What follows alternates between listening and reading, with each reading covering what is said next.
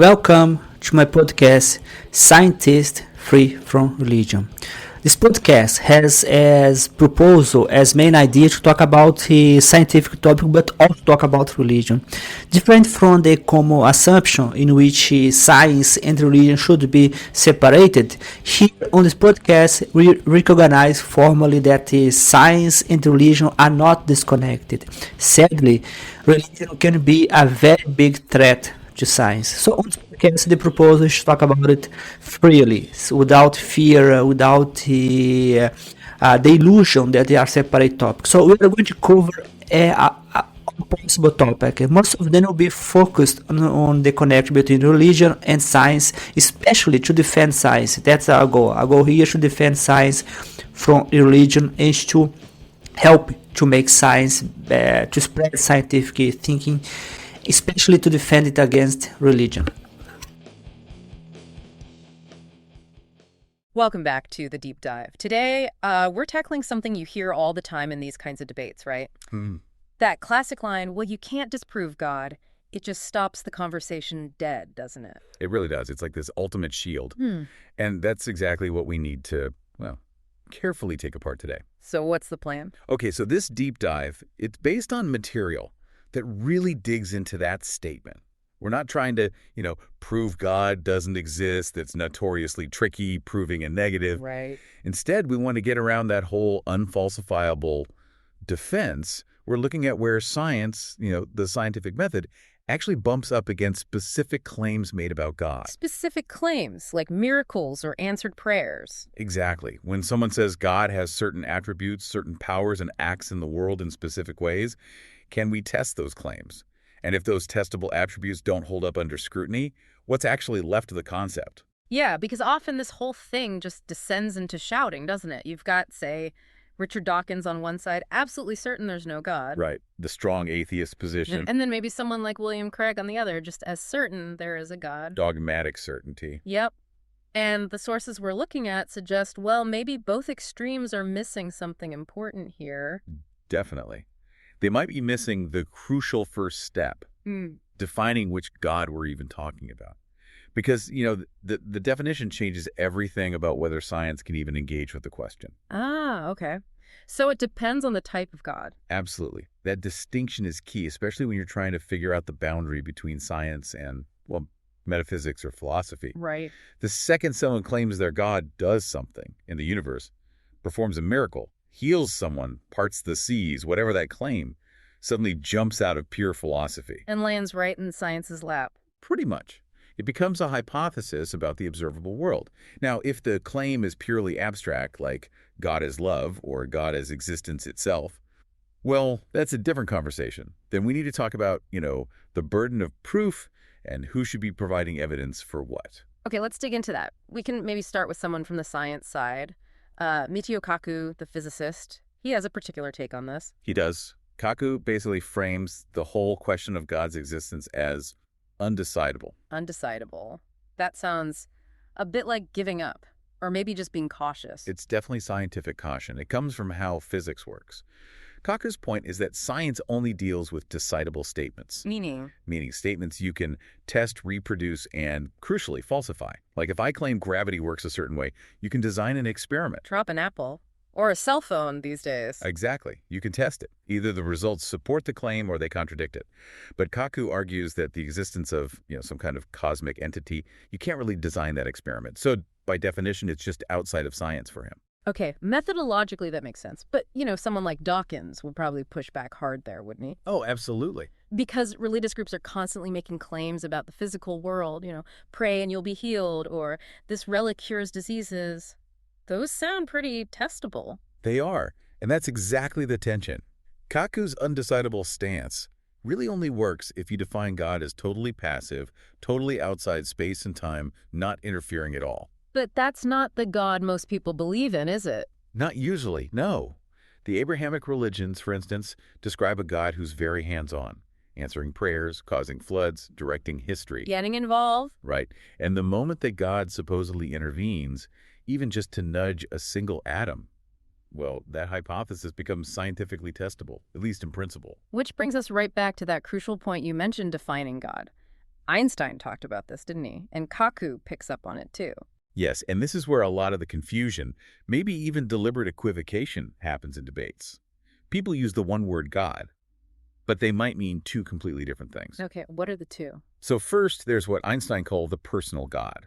This is the God most people probably picture as sort of an anthropomorphic being. The one who cares about what you eat, who you marry, judges your actions. Exactly. The God of vengeance, the God who smites people, answers petitions, gets involved in human history.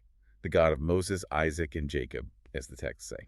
The old man with the beard archetype, basically. Very invested in us tiny humans on this small planet. That's the one. And Einstein was very clear he couldn't believe in that God. Found it incompatible with a rational view of the cosmos. Okay, so that's God number one. What's the second? The second is often called Spinoza's God. This one is completely different. It's impersonal. It's the God of, like, harmony, beauty, simplicity, the elegance of the universe's laws. So not a being, but the order of things. Pretty much. It's like a placeholder for that deep sense that the universe, with its incredible mathematical structure and physical laws, couldn't just be a random accident. It points to some underlying elegance. But wait, if Kaku rejects the personal God, how does he talk about seeking the mind of God in physics? Isn't that sneaking theology back in? That's a really good question. I think when Kaku uses that phrase, mind of God, it's more poetic license, you know. Ah, okay. For him, it's basically synonymous with finding the ultimate theory, the theory of everything, that Einstein was searching for, one beautiful equation capturing all the laws of physics. He links it to things like string theory, this idea of cosmic music in higher dimensions. It's the beauty and elegance of the maths he's calling God. So if God just means the beautiful inherent laws of physics, then being an atheist seems kind of weird. Exactly. If God is just a fancy word for the laws of nature, then atheism doesn't make much sense. He'd be arguing against physics itself, which is absurd for scientists. But you mentioned this can be a rhetorical trick. Oh, absolutely. This is really important. People might invoke this sophisticated Spinoza-type God in an argument because it sounds intellectual and it's hard to argue against. Right. But very often, the same person in their daily life isn't praying to the law of gravity to fix their car. You know, they're still holding on to the idea of that older, personal, interventionist God, even while defending the abstract one. It's a pivot. Okay, this talk about unfalsifiability inevitably brings up those famous thought experiments, doesn't it? The unicorn, or Bertrand Russell's teapot. Yep, the go-to analogies. Yeah. The idea being, well, you can't prove unicorns don't exist. Maybe they're on Mars or in another dimension. You can't check everywhere. So the argument goes, you shouldn't demand proof that God doesn't exist either. It's the same logic. And Russell's teapot. Very similar. Russell said, imagine I claim there's a China teapot orbiting the sun somewhere out between Earth and Mars. It's too small to see with any telescope. So impossible to disprove, currently. Exactly. But, Russell argued, would it be reasonable for everyone else to just believe him? Or worse, organize society around teapot worship, just because no one can definitively prove it isn't there? Of course not. That sounds absurd. And that was his point. He was highlighting the epistemic limit, the boundary of what we can know, and the absurdity of demanding disproof for every wild claim someone cooks up. The default position should be skepticism. Don't believe it until there's evidence for it. Precisely. The burden of proof lies squarely on the person making the extraordinary claim. We don't need to disprove invisible pink unicorns. We just don't believe in them because there's zero reason to believe. Yeah. Applying this to God means, show me the evidence for God, don't ask me to disprove something you haven't supported. But applying this directly to religion can be tricky, can't it? The sources suggest the analogy breaks down a bit. It does in a couple of crucial ways. First is just Russell's original point about epistemic responsibility, don't be universally gullible. But the second is much more serious, and it's the ethical limit. The material we look at puts it bluntly, no one kills in the name of the unicorn. Ah. Meaning religious beliefs aren't just abstract ideas like a teapot. Exactly. They have consequences, huge ones, social, political, sometimes violent consequences. People legislate based on these beliefs. They discriminate. They build massive tax-exempt organizations. They influence elections.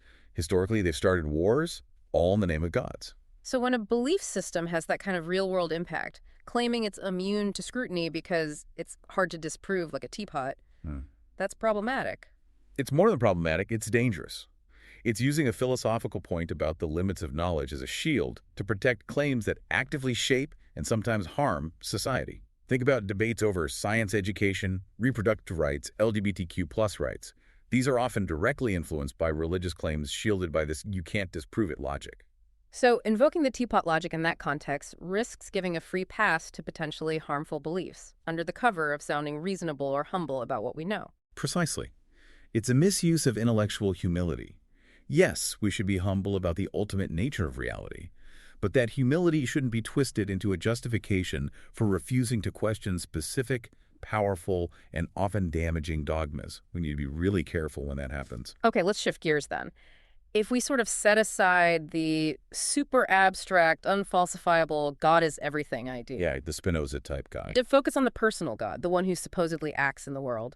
That's where the rubber meets the road empirically, right? Because those actions, those attributes can be tested. This is the crucial move. This is where the claims of, say, the Abrahamic God leave the realm of pure philosophy and enter the lab, so to speak.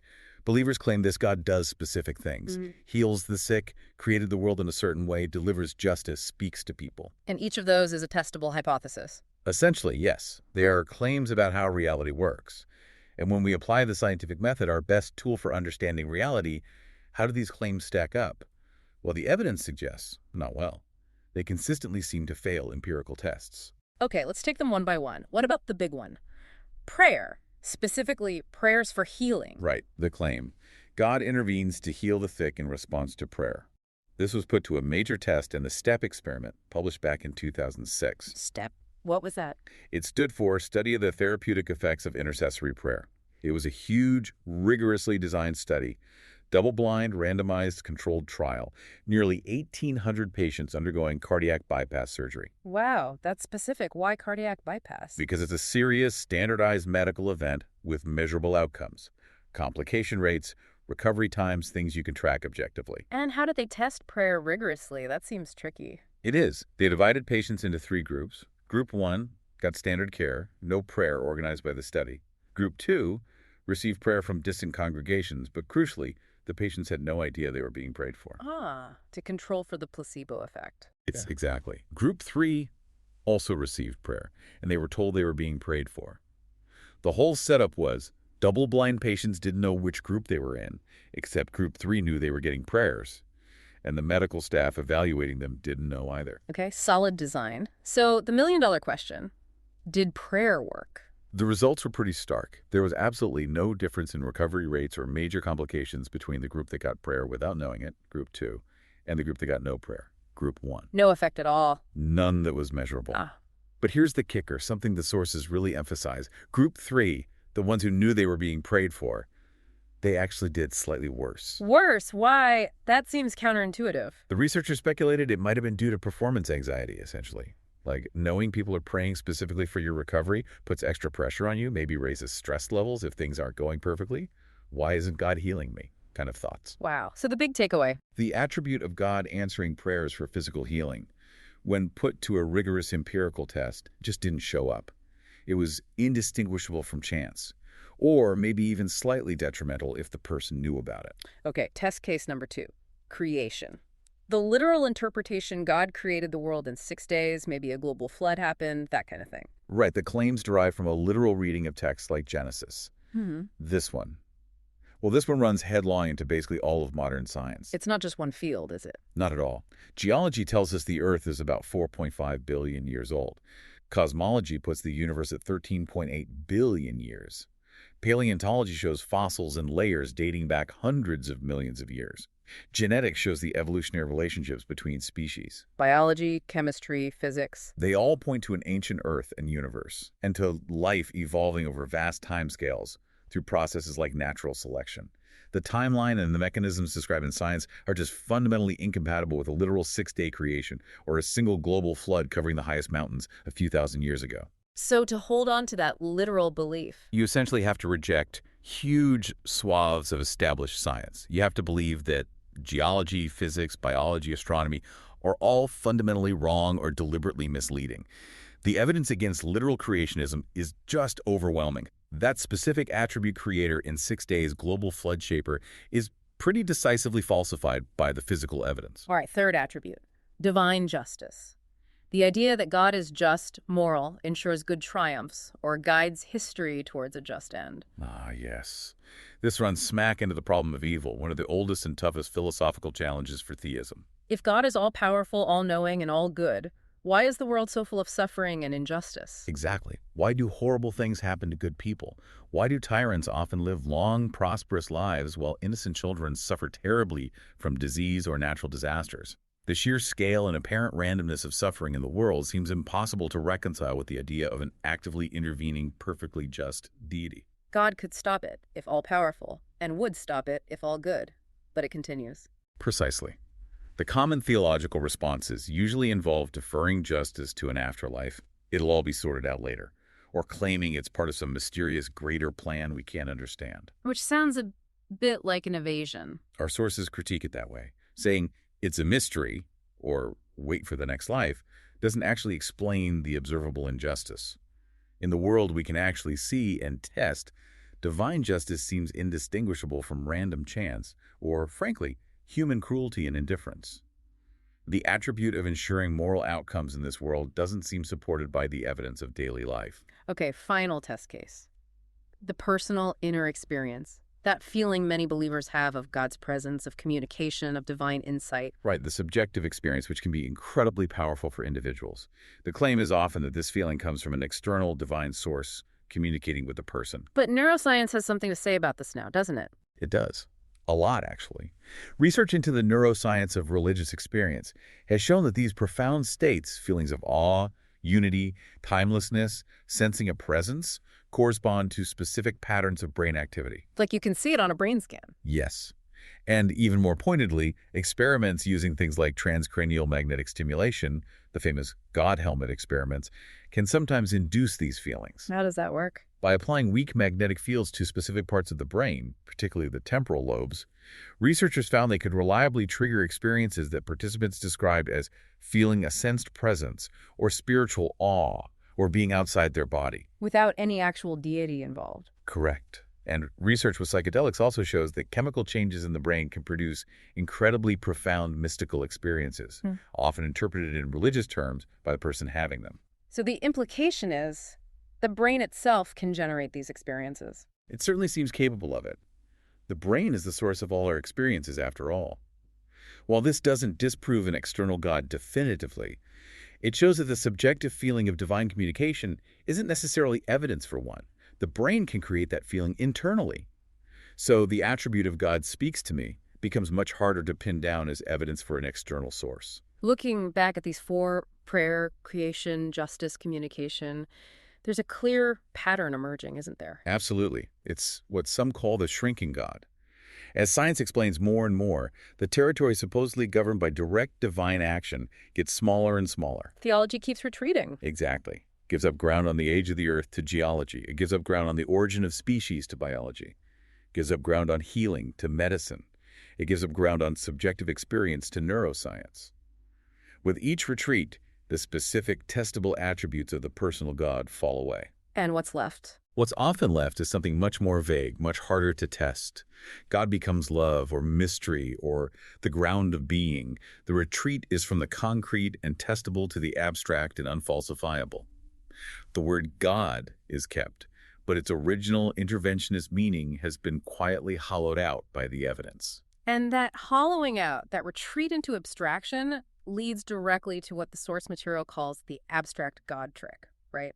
This move to redefine God into something philosophers like Spinoza might recognize, but most believers wouldn't. Precisely. It's a classic bait and switch. You start with a traditional God, the one who performs miracles, answers prayers, judges sin, who is becoming increasingly difficult to defend rationally. The old man with the beard. Right. That God is vulnerable to scientific and logical critique. So when challenged, the sophisticated apologist pivots. They switch to discussing God as this abstract, impersonal force, the elegance of the cosmos, the mystery of existence, Spinoza's God. Which is conveniently impossible to disprove, because it barely means anything specific. Exactly. It's a metaphor, a poetic label for the universe itself. Who can argue against the mystery of existence? But the contradiction you mentioned earlier becomes really obvious here. Glaringly obvious. because the same person making this sophisticated philosophical argument about an impersonal, non-interventionist God often goes right back to behaving as if they believe in the old one. They still pray for specific outcomes, expect miracles, judge morality based on ancient texts. Yes, they invoke Spinoza's God for intellectual defense, but they live by the rules and expectations of the personal God.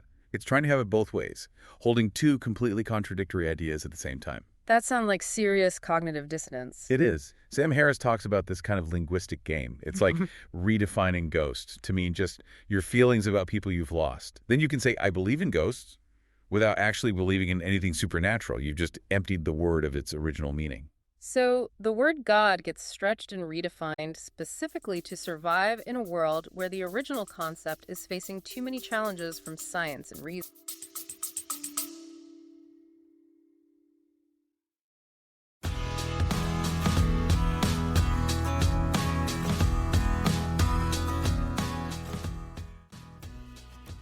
Hey there, thanks for being around. We are going to make a small break. I'm going to share with you my books. I have several books. So far, all my books about religion, atheism, which have been published a lot, they are in Portuguese, which is my main focus. But if you are interested, you can still buy my books to help me to support my work. I have several books. For example, one book that I'd like to recommend now is AI by Sci-Fi. AI by Sci-Fi is a book that talks about artificial intelligence, which is everyone is talking about artificial intelligence with ChatGPT, all this amazing stuff that they can do. They can talk, they can create video, they can create podcasts. This podcast, for example, there are several episodes that was recorded using artificial intelligence, which is amazing how I can do that. I can even interact as you could see in several episodes. So I would like to invite you to buy my book AI by Sci-Fi. It's available on Google Books, Google Play. It's also available on Amazon. So you can buy my book. If you are interested in something a little bit more complex, a little bit more technical, I do have as well technical book. For example, I have one book about computational thinking, in which I talk about Kasparov. It's a technical book. Greg Kasparov was the first guy to be beaten by a computer. He has a very nice book about that, how artificial intelligence overturned the difference between human and artificial intelligence. So please buy my book and offer me all the support. You can find all of them on Amazon. Hopefully in the future I'm going to write also about religion, atheism and science, but I do have a podcast, I do have a blog called the Scientists Free from Religion, the same name of the podcast, and you can find several already publications about several topics in which talk about science, religion and atheism. So hope you enjoyed the show. So let's come back to the show.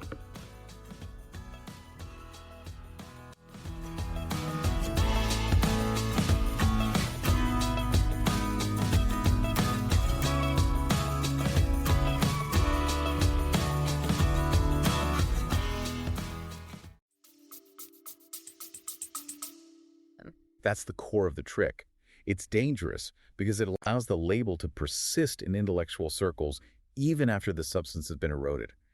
It lets people feel intellectually sophisticated, my God is just the universe, while still clinging to the comforts or the dogma of traditional faith. It's a way to avoid atheism without looking scientifically illiterate.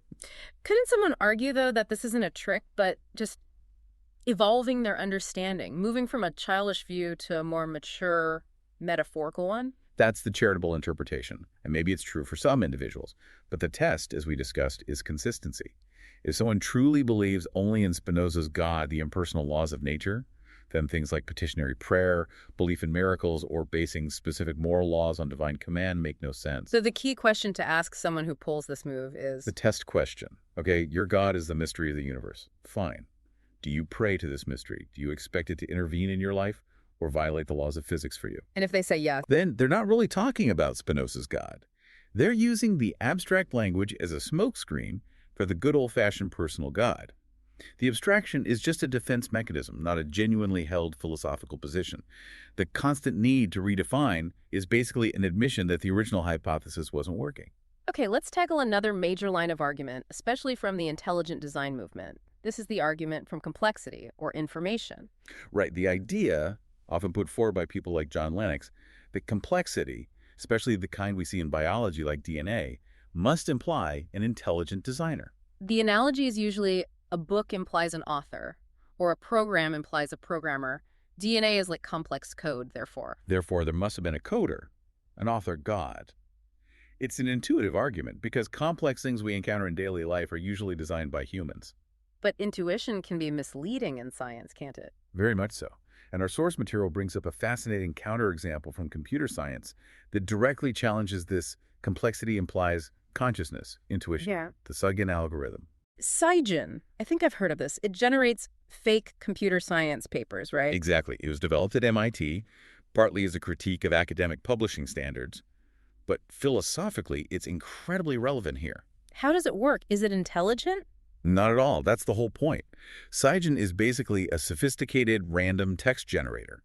It uses what's called a context-free grammar, a set of rules about how technical terms and sentence structures fit together in computer science papers. It has zero understanding, zero consciousness, zero intention. It just mechanically combines jargon according to these rules. A dumb mechanical process, as the source described it. Precisely. But here's the mind-blowing part.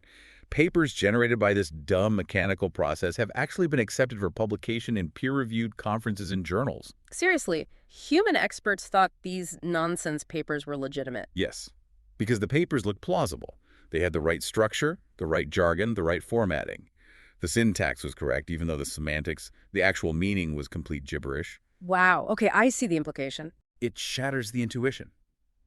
Suggen proves that you can get highly complex, structured, seemingly coherent output from a completely mindless mechanical process. Complexity as structure does not automatically require a conscious mind behind it. And this resonates with modern AI, too, like ChatGPT and other large language models. Absolutely. These models produce stunningly complex and fluent text. But fundamentally, they're statistical parrots, as some researchers call them. They work by predicting the next most likely word based on vast amounts of training data. They don't understand what they're saying in the human sense. So if the complexity implies mind argument were true, we'd have to say ChatGPT is conscious. Which almost no AI expert believes. Yeah. We're mistaking fluent output for genuine understanding. Suggen already showed us on a smaller scale that you can get the appearance of design without a designer. And the specific analogy of DNA as a book or code, is that even accurate biologically? It's a misleading metaphor. DNA isn't primarily about semantic meaning like a book. It's a molecule whose sequence determines how proteins are built. It's a mechanistic process translation. The meaning is functional, not symbolic. Plus, if it were a book written by an intelligent author. It's a pretty badly edited book. The genome is full of non-coding sections. Junk DNA, repetitive sequences, remnants of ancient viruses, disabled genes. It's got redundancy and errors. Not exactly elegant design. Not at all.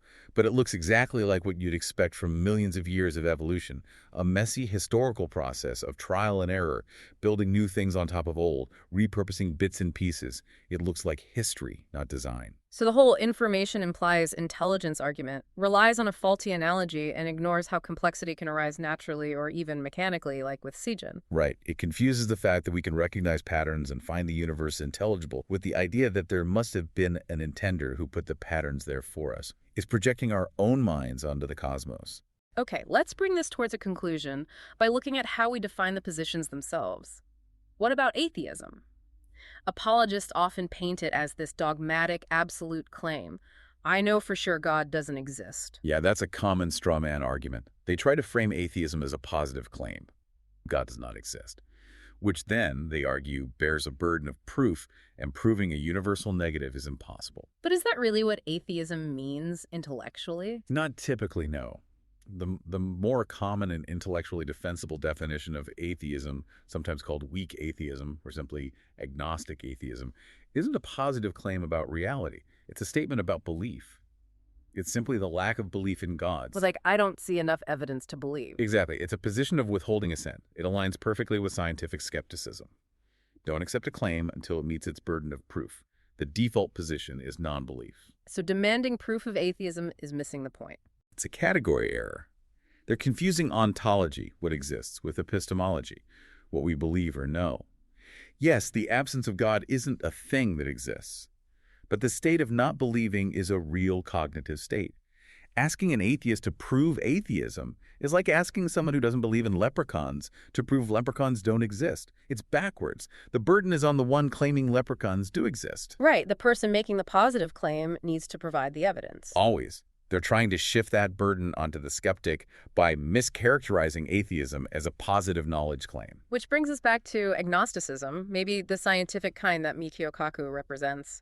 Believers sometimes point to scientists like him saying, see, even scientists aren't sure, maybe God exists. Right, but that's often a misinterpretation of scientific agnosticism.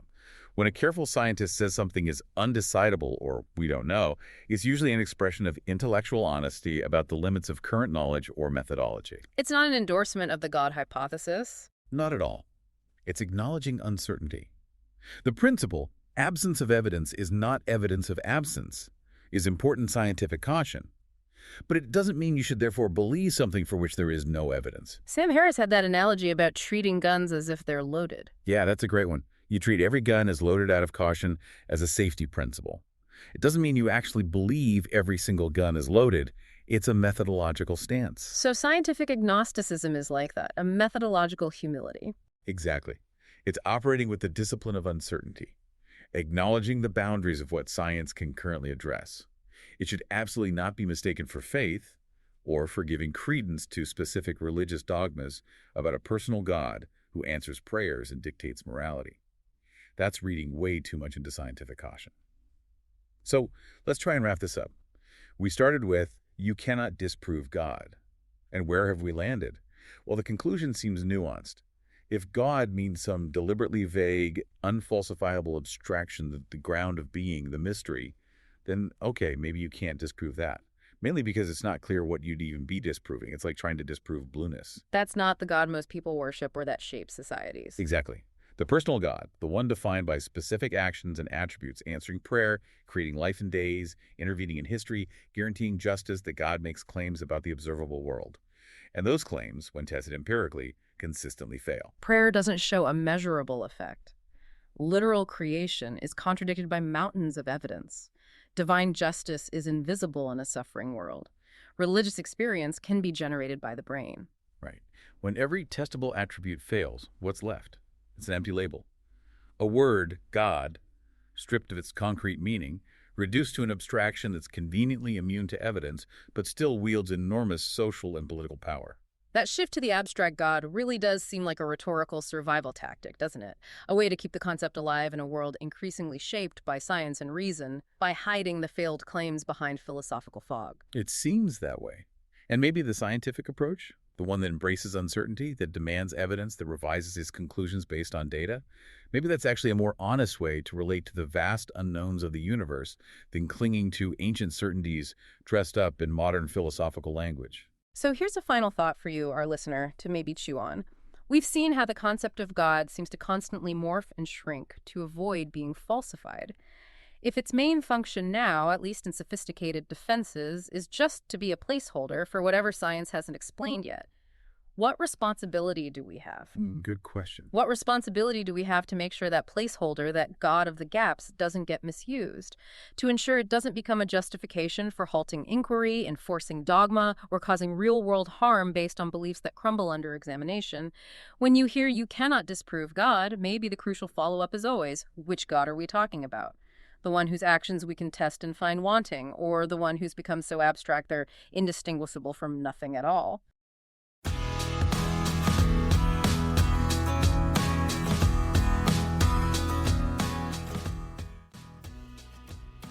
Hey there, you arrived to the end of this episode. You can always check out my YouTube channel and also keep watching because there are 7 episodes. So you just, if you enjoyed this one, hopefully you are going to enjoy the next one. I always like to remember that you can support my work by buying my books. Even though I still don't have a book about religion, which is the main topic of the podcast, I do have a book about artificial intelligence, and also I have a blog called Scientists Free from Religion on Medium, and there are several blog posts there, and you can enjoy it, you can read it, and you can subscribe to my YouTube channel. You can share with your friends. So hopefully I can hear from you, and hope you had an amazing time. So hope see you in the next episode.